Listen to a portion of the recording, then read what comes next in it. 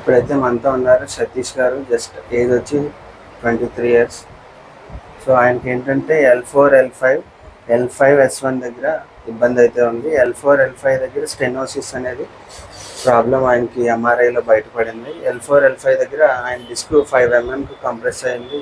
అదేవిధంగా L5 S1 దగ్గర 7.5 mm వచ్చింది. సో ఈయనకి వచ్చే సిమ్టమ్స్ ఏంటంటే బ్యాక్ పెయిన్తో పాటు కంప్లీట్గా రైట్ లెగ్ అనేది లాగడం అనేది జరుగుతుంది. లెఫ్ట్ లెగ్ కూడా సూదులతో గుచ్చినట్టుగా ఉంటుంది. సో ఆయనకైతే ఎంఆర్ఐ చేసి ఏమన్నారండి డాక్టర్ చూసి? అక్కడ ఓపెన్ సర్జరీ చేయాలన్న. ఓపెన్ సర్జరీ చెప్పారు. సో ఆయనకున్న స్టెనోసిస్ ప్రాబ్లంకి అయితే మైక్రోస్కోపిక్ సర్జరీ కూడా కాదు, ఆయనకైతే ఓపెన్ సర్జరీ సజెస్ట్ చేశారంట. సో తెలిసిన వాళ్ళు ఇక్కడ చేయించుకుని తగ్గిన వాళ్ళు ఆయనకి ఇక్కడికి సజెస్ట్ చేశారు. సో ఆయన అయితే ఇక్కడ ట్రీట్మెంట్కి రావడం జరిగింది. సో ఆయనకున్న ప్రాబ్లం అయితే ఇక్కడ కంప్రెస్ అవ్వడం వల్ల కంప్లీట్గా కాలు లాగుతుంది రైట్ లెగ్. లెఫ్ట్ లెగ్ ఈ ఏరియాలో పించింగ్ పొడిచినట్టుగా అనిపిస్తుంది with back pain. Right side తిమ్మిరి కూడా కంప్లీట్ గా. సో రైట్ సైడ్ తిమ్మిరి. సో దీనికి డిస్క్ ప్రాబ్లం అంటే అసలు ఏమవుతుంది అనేది ఒకసారి చూద్దాం మనకి. సో ఇలా డిస్క్లు అనేవి ఇక్కడ ఉంటాయి. ఈ నెర్వస్ అనేవి లుంబార్ స్పైన్ లో డిస్క్ల దగ్గర నుంచి ఇలా కాళ్ళకి నెర్వస్ అనేవి డివైడ్ అవుతాయి.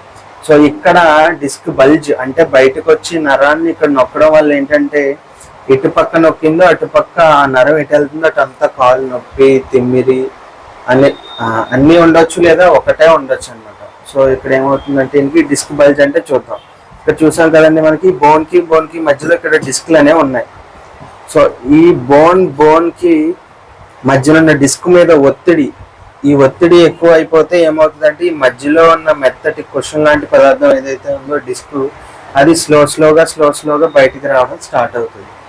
ఎప్పుడైతే ఇది బయటికి వచ్చి ఇక్కడ చూసినట్టుగా మీకు నెర్వస్ ఉంటాయి. ఈ నెర్వ్ మీద ఎప్పుడైతే ఇది కంప్రెస్ చేసిందో, దాని మీద వెళ్ళి ఒత్తిడి చేసిందో, అప్పుడు కంప్లీట్గా కాలు లాగడం కానీ, కింద సెన్సేషన్స్ తగ్గడం కానీ, లేదా నెర్వ్ ఫంక్షన్స్ తగ్గి కాలు పట్టు గ్రిప్ తగ్గినట్టు ఉండడం కానీ, ఇలా డిఫరెంట్ సిమ్టమ్స్ అనేవి ఉంటాయి. పెయిన్తో పాటు కాళ్ళు లాగుతుంది, కాలు తిమ్మిరి వస్తుందని చాలామంది ఏమనుకుంటారంటే నాకు కాల్లో ప్రాబ్లం ఉంది అనుకుంటారు. యాక్చువల్గా కాల్లో ఏ ప్రాబ్లం ఉండదు. నడుము నుంచి వచ్చే నెర్వ్ డిస్క్ కంప్రెస్ చేయడం వల్లే యాక్చువల్గా ప్రాబ్లం వస్తుంది. సో రూట్ లెవెల్లో ప్రాబ్లం ఇక్కడే ఉంటుంది. సో మనం ట్రీట్మెంట్ న్యాచురోపతి ట్రీట్మెంట్ ద్వారా బెస్ట్ థెరపీస్ ఏదైతే స్పైనల్ కార్డ్కి డిస్క్కి హీల్ చేసే థెరపీస్ ఉన్నాయో అటువంటి మల్టిపుల్ థెరపీస్ ఒకే చోట మన సెంటర్లో ఇవ్వడం అనేది జరుగుతుంది. సో సర్జరీ చెప్పిన వారు కూడా నిజంగా మీకు సర్జరీ అవసరం అని మీరు అనుకున్నా సరే ఒక 10-15 డేస్ మీరు డాక్టర్ పర్మిషన్ తీసుకొని ఒక థెరపీ చేయించుకుంటాను వచ్చి మన థెరపీ చేయించుకోండి. సో మన థెరపీ ద్వారా మీరు మోస్ట్లీ సర్జరీని అయితే అవాయిడ్ చేసుకోవచ్చు. ఇక్కడ బల్జింగ్ అవ్వడం వల్ల సమ్వాట్ మీరు మెడికేషన్ ఏదైనా కానీ ఆయుర్వేదిక్ ఇంగ్లీష్ మెడిసిన్ తీసుకున్నా సో అది ఇలా వెళ్ళి ఏం చేస్తుంది అంటే ఈ బయటకు వచ్చిన డిస్క్ని లోపలికైతే పంపించలేదు, కానీ ఆ మెడిసిన్ పవర్ వల్ల మీకు ఏమవుతుందంటే లోపలికి వెళ్ళి అది మీకు నొప్పిని తెలియకుండా చేస్తుంది అది. కానీ ఆ డిస్క్ బల్జ్ బయటకు ఏదైతే వచ్చి అలా ఉందో అది అలానే ఉంటుంది. అది మీరు రెస్ట్లో ఉంటే మజిల్ రిలాక్స్ అయ్యి మీరు మెడిసిన్ పవర్ తీసుకోవడం వలన మీకు నొప్పి తగ్గొచ్చు, బట్ ఏదైతే బయటకు వచ్చిన డిస్క్ ఉందో అది అలాగే ఉంటుంది. ఇక్కడ ఇంకొక క్వశ్చన్ ఏంటంటే డిస్క్ సైజు తగ్గింది కదండి, సో అది 5 mmకి 6 mmకి వచ్చేసింది కదా, అది పెరగదు అని చెప్తున్నారు బయట ఎక్కడికి వెళ్ళినా. సో మీరు ట్రీట్మెంట్ చేసిన తర్వాత అది పెరుగుతుందని చెప్తున్నారు, అది ఎంతవరకు కరెక్ట్ అని అడుగుతున్నారు. సో ఏదైతే డిస్క్ ఇప్పుడు ఈసారే ఉన్నారు 5 mm ఒకటి, 7.5 mm ఒకటి వచ్చింది. మనం ట్రీట్మెంట్ చేసిన తర్వాత 10 or 15 days దీనికి 3 months గ్యాప్ ఇచ్చి మళ్ళీ ఎంఆర్ఐ మనం సజెస్ట్ చేస్తాం. ఆ ఎంఆర్ఐలో విజిబుల్గా క్లియర్గా తెలుస్తుంది డిస్క్ సైజ్ పెరిగినట్టు. ఆల్రెడీ మనకి ఓల్డ్ రిపోర్ట్స్ అంటే పాత పేషెంట్స్ 5 mm నుంచి ఆ ట్రీట్మెంట్ తర్వాత ఒక 3 నెలలు గ్యాప్ ఇచ్చి మళ్ళీ ఎంఆర్ఐ చేయించుకుంటే అది 9 mm 10 mm కూడా వెళ్ళిన రిపోర్ట్స్ ఉన్నాయి మన దగ్గర. సో అందువల్ల డిస్క్ సైజు కూడా మీకు తగ్గినా మళ్ళీ పెరుగుతుంది. అయితే ఎప్పుడు పెరుగుతుంది? ఈ బోన్స్ యొక్క ఒత్తిడి దీని మీద తగ్గించాలి డిస్క్ మీద. అప్పుడు స్లోగా ఈ డిస్క్ అనేది లోపలికి జరిగి మీ డిస్క్ సైజ్ అక్కడ గ్యాప్ ఏదైతే ఉందో కెనాల్ డైమెన్షన్ అనేది కూడా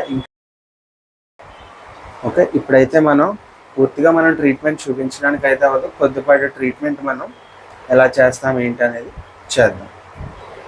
ఫస్ట్ అయితే మనం ట్రీట్మెంట్ చేసే ముందు ఏంటంటే ఫిజికల్గా డయాగ్నోస్ చేయాలి. ఎంఆర్ఐ చేసినప్పటికీ డిస్క్ ప్రాబ్లం ఉందని మనకు క్లియర్గా తెలిసినప్పటికీ మనం ఫిజికల్గా కొంత డయాగ్నోస్ చేయవలసి ఉంటుంది. అదేంటంటే మనకి ఇక్కడ L5తో లుంబార్ స్పైన్ ఎండ్ అవుతుంది. ఇక్కడ సాక్రమ్ అని మనకి బేస్ బోన్ అనేది ఉంటుంది. సో ఈ బేస్ బోన్ ఎలా ఉంది అన్నది మనం మేజర్గా చూసుకోవాలన్నమాట. ఈ బేస్ బోన్ ఈ అలైన్మెంట్ అనేది కొంచెం పైకి కిందకి జరుగుతూ ఉంటుంది. సో ఎప్పుడైతే ఆ సాక్రమ్ బోన్ అనేది పైకి కిందకి జరిగిందో ఇక్కడ ఆ అలైన్మెంట్ బాగోకపోతే ఈ పైన ఉన్న డిస్కుల మీద ఇంకా ఎక్కువ ఒత్తిడి పడుతుంది. అందువల్ల ఏంటంటే మనం సాక్రమ్ బోన్ ఎలా ఉందనేది ఫస్ట్ ముందు ఫిజికల్గా చెక్ చేసుకోవాలి. ఓకే,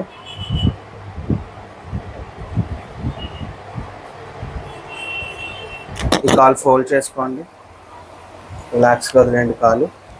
ఓకే, సో ఇప్పుడు మీరు ఏం చేయాలంటే ఈ కాల్తో నన్ను నా రిబ్ కేస్లోకి పుష్ చేయాలి లోపలికి నేను చెప్పినప్పుడు. ఓకే, లోపలికి పుష్ చేయండి. Yes, 1 2 3 4 5 6 release. 1 2 3 4 5 6 release. Relax.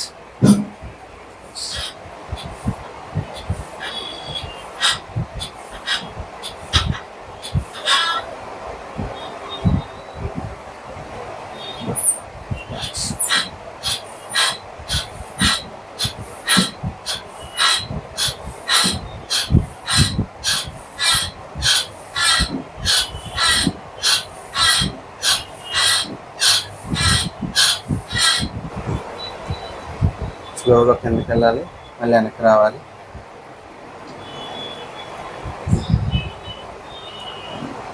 Yes, చేయండి అలా.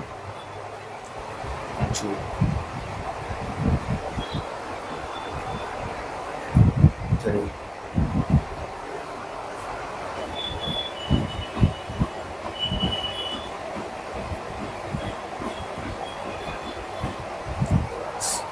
రిలాక్స్ గా రిలాక్స్. గాలి తీసుకున్నది రండి, గాలి తీసుకున్నది రండి.